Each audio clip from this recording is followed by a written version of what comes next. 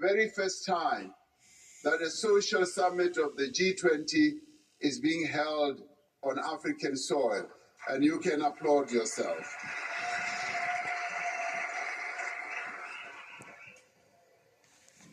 Your summit is taking place at a time of great uncertainty around the world. Political polarization, global poverty, conflict and war, and the growing impact of climate change are threatening global development.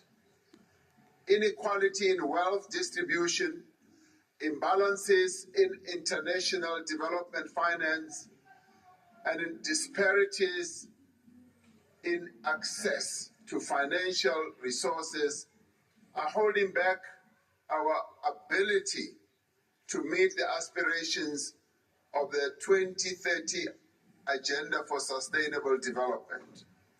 As a continent, we are in tandem, striving to realize the aspirations of the African Union's Agenda 2063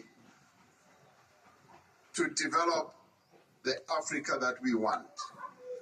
This is the second G20 Social Summit to take place since the concept was inaugurated by President Lula of Brazil. The breadth of representation and the depth of engagement is most impressive. I am told that there have been more than 100 meetings that you have been involved in engaging together.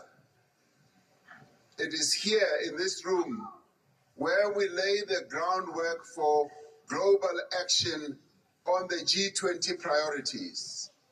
We know that global action will be credible because it is informed by the voices of the people. South Africa's G20 presidency has been premised on ensuring the interests of developing economy countries that they must be elevated on the G20 agenda. We have sought to address poverty, inequality, and underdevelopment. Having taken the leaf from the focus that Brazil put on these issues, we decided too that we want to elevate these issues to a much higher level. We have worked to strengthen and to reform the international financial architecture, to democratize the systems of global governance, and to promote the right of all nations to development, to equality and dignity, and leaving no one behind. We have used our G20 presidency to reiterate the call for the world's leading economies to invest in sustainable development and in the conservation of the planet for future generations.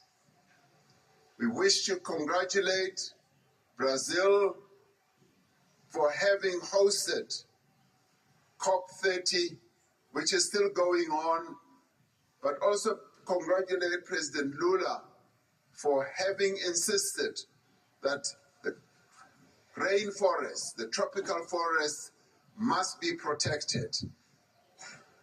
But for the decisions taken at the upcoming G20 Leader Summit to stand tall, to grow, to have credibility and legitimacy, they have to be nourished by strong roots.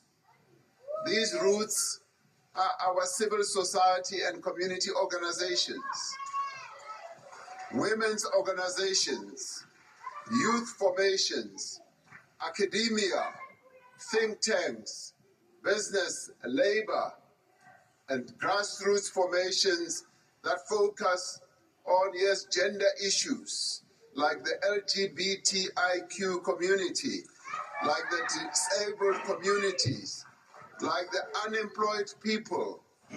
They must therefore be rooted amongst those communities.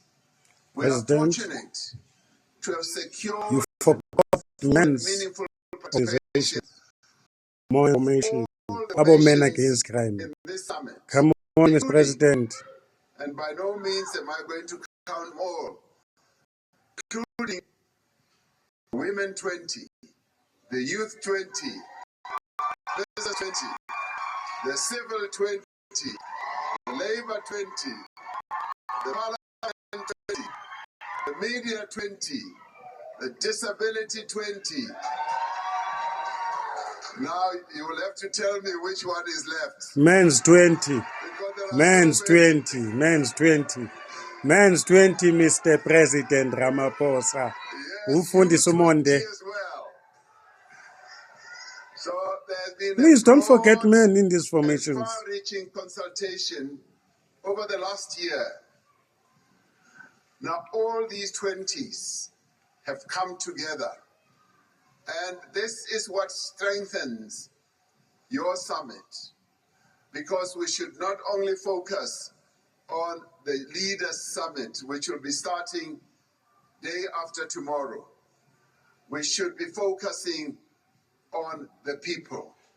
And let me say that, when the leaders men are the meets, people also. Oh, like Bantu Benkosi.